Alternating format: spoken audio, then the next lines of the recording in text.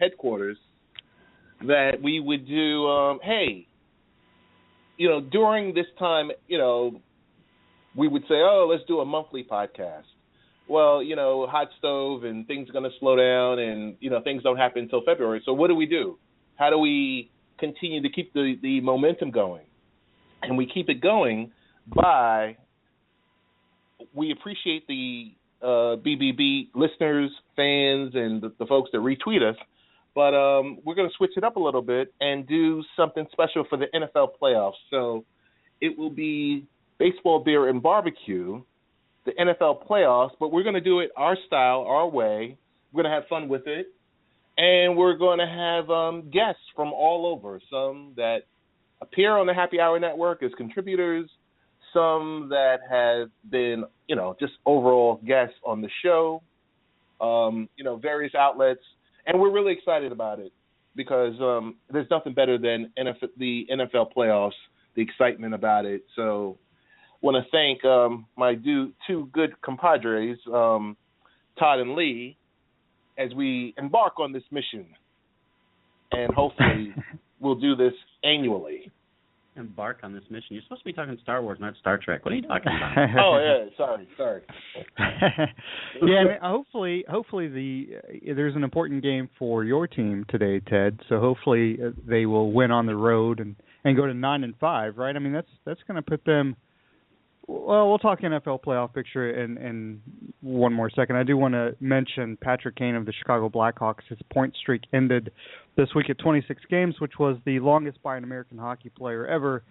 Wayne Gretzky, of course, that has the longest streak ever at 51 games, which is like Wayne Gretzky's 51 games is kind of like DiMaggio's hit streak being like 105. So it's kind of like it's crazy. I mean, It's never going to happen again. But playoff football is coming up, but we do still have NBA and we still have NHL going on. And with NBA, you've got a one-loss team, and then you've still got the Spurs in there. You've still got the Cavs. So, how much either of you, and I don't know about you, Todd, how much you watch NBA regular season. Ted, really, I don't know about you either, but are you watching the NBA anymore because the Warriors only have one loss or some of the storylines going on? Me personally? Oh, go ahead, Todd. No, well, I was just going to say I have watched a little more of it and when I watch a little more, I'm watching the Warriors because they're fun to watch. Go ahead, Ted, and talk about it, but I want to get to what Charles Barkley said because it kind of chimes in with what Lee and I were talking about pre-pro a few days ago. Well, I'm just going to say this much. I am a Knicks fan, so I usually do watch the Knicks. And it's, kind of like me being the Jets or an Islanders or, I'm just a straight homer in regards to my local teams. Am I watching it anymore? Not necessarily because for me, kind of the league starts Christmas Day. So I think I'll get even heavier, into it. Thursday night is always something great to watch with inside the NBA. But for the most part, no, I'm just watching Knicks and not really the national games yet. Todd, Charles Barkley? Yeah, and I haven't actually heard his comments. I've just heard people talking about it, and you guys jump in. But apparently he basically said that, the Warriors are great, but that's now. But Michael's Bulls, would decimate them because, they're going to cover it. They're going to lock down everybody, and the Warriors can't stop them, and they don't have that same defensive skill. And that's exactly what you and I were talking about. It's like Michael shuts down whoever Michael wants to shut down. Pippen shuts down, contains Curry. They don't have the defensive skills that team. Pretty much nobody had the defensive skills that team had.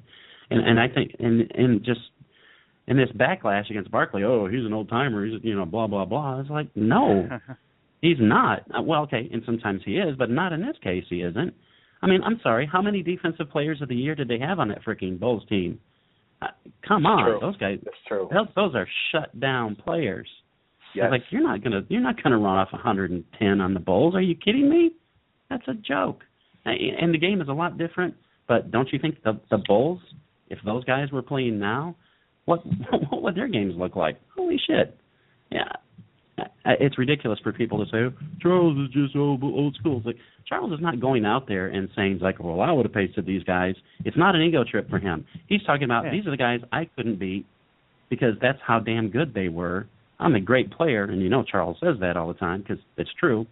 He couldn't beat him. It's like, he's just speaking the truth, which is, and sometimes it's just the truth as Charles sees it, but that's okay. But, he's being honest.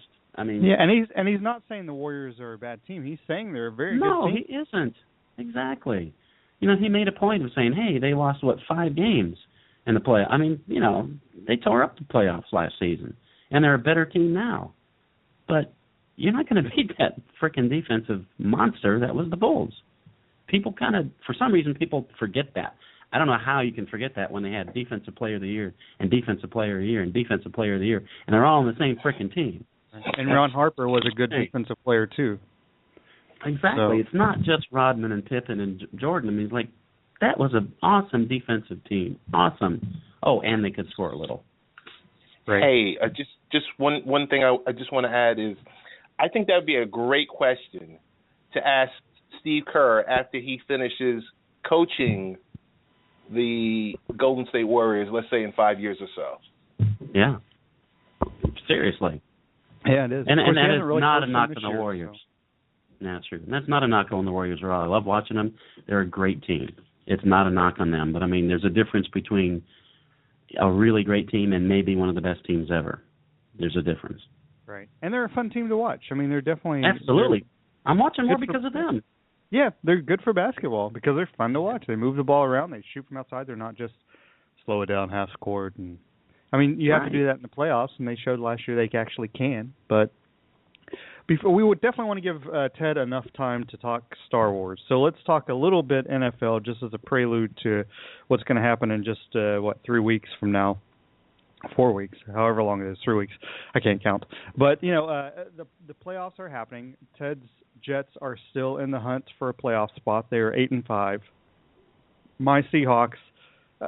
unless something awful happens, like to Russell Wilson, they should be in the playoffs because they really have a 2-game lead over everybody at this point. And they're, a game up, half game up, if you want to call it that, over the Vikings because they have one head-to-head. So they should make the playoffs, especially with the Browns and the Rams the next 2 weeks, and the Cardinals will probably be resting all their players in the last week. So they could easily win their next 3. Todd's Dolphins not doing so well. So... but I'm falling asleep during this segment. I do want to throw in, it's late in the season. I mean, there are some storylines with playoff teams, but I think one thing that manufactured itself this week was Mike Pettine of the Browns stating, and elite. I agree with Mike Patton, who's a friend of ours, right? That the word elite is thrown around too much. In fact, it's just it's a term, meaningless term, really. Elite, who cares? Is Russell Wilson elite? I mean, if you have 7 or 8 elite quarterbacks in the NFL, and why can you not? It doesn't just have to be 5. It could be 7 or 8. Right now, he's playing better than anybody else. But anyway, Russell Wilson, of course, said, "Oh, he has his opinion. Whatever. It's fine. It's up to him." Michael Bennett, of course, who's probably the greatest interview in the history of the world, told 710 ESPN Seattle this week, according about Mike Pettine, Bennett said, obviously he's not good at picking quarterbacks. Maybe he doesn't know what elite is. Oh, in the shot. Yeah, well, and he's got a point. Yeah. Maybe he's never had an elite quarterback, so he doesn't know. But anyway, that's just a little bit off subject. But, the playoffs right now, we have the Carolina Panthers at 13-0. They had a struggle a couple of weeks ago. It's like, maybe this team isn't going to go undefeated. And then they just annihilated the Falcons last week. I'll ask Ted you this before we get to Star Wars in just a couple of minutes, and then Kevin Steen Jr. at the bottom of the hour to talk his young career with the Red Sox. But when we saw the Patriots go unbeaten in the regular season in 2007, and it seemed like it took a toll on them, almost like UNLV basketball, 25 or 20, 30 years ago, whatever it was. The longer you get into a season, you're unbeaten and that pressure mounts. Are the Panthers, should they really care that they go unbeaten in the regular season? Is that something they should strive for? If it happens, it happens. The regular season, I mean, it's great with all the fanfare with today. 16-0 is great, but I think you got to go 19-0. That's what matters. Right. Exactly. You know, no one cares. Hey, Ted, why do you... Go ahead. No, I was just going to say, Dan Lebitard yesterday was talking about why does no one really give the Panthers any respect? Why do you think that is? And you're right, nobody cares about 16-0 means nothing unless you go 19-0. But yeah, and before Ted answers, let me throw this in. When we think about the Panthers, I think of a defensive team. They actually lead the NFL in scoring. They've got more touchdowns than anybody else. It's crazy. With no receiving cards, Cam Newton. So go ahead, Ted. No, I just, I can't give you the cliche answer. I'm going to say it's the market. It's Bingo. I agree. It's totally the market. If this was Dallas, New York, Boston, and hell, even to this point, Seattle, then there would be all this hoopla. Right. It's in Charlotte.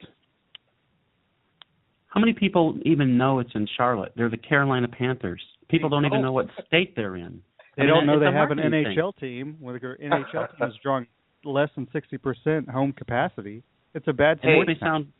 Hey, I just want to tell you, a couple of years ago, I had to go to Charlotte, and as I was driving in downtown Charlotte, I bumped into the stadium. I didn't know where, kind of like where it was. And that stadium and where, the basketball team, the Hornets, play, not far from each other. And I'm like, wow, this is where it is, because Charlotte's also big. Yeah, it is. So we have a few minutes before Kevin Steen Jr. is going to join us. So this is Star Wars time. Ted went to see it yesterday. Todd, I think I'm going to see it Christmas Day. Do you have any plans to see it this weekend, Todd? Are you going to see it this weekend? No, we're going to go see it at an IMAX down in Lauderdale on Tuesday, because that was the earliest I could get the tickets. Right. So that'll be awesome. But Ted, we can't wait to hear how awesome it is. Well, now, I guess this is my point that I've been waiting for. All your life. All of my life. So, as I pull up Wikipedia, let me include all the spoilers. No, I'm just joking. Guys, as much as we said at the start of the show, will it win Academy Awards for Best Acting, Best Direction?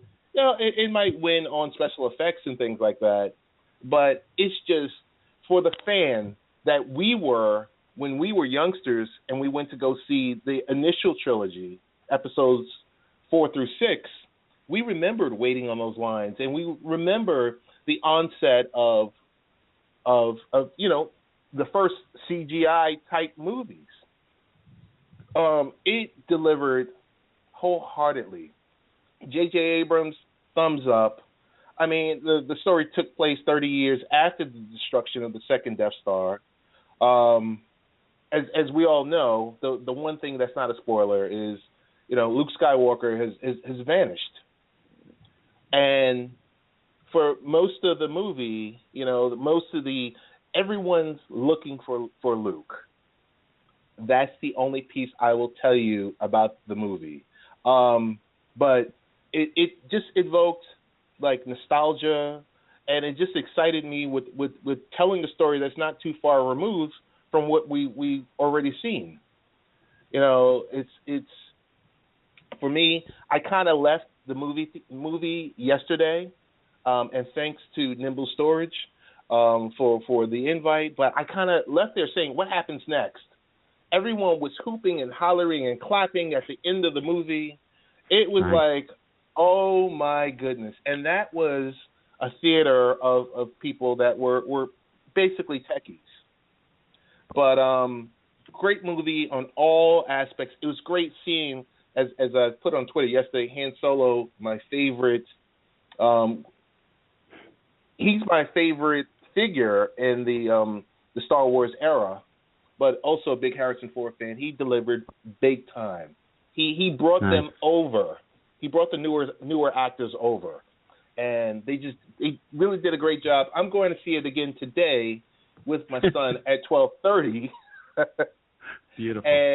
And I'm told by the folks at the AMC theater to get there an hour early because it's going to be an utter zoo. Oh my gosh!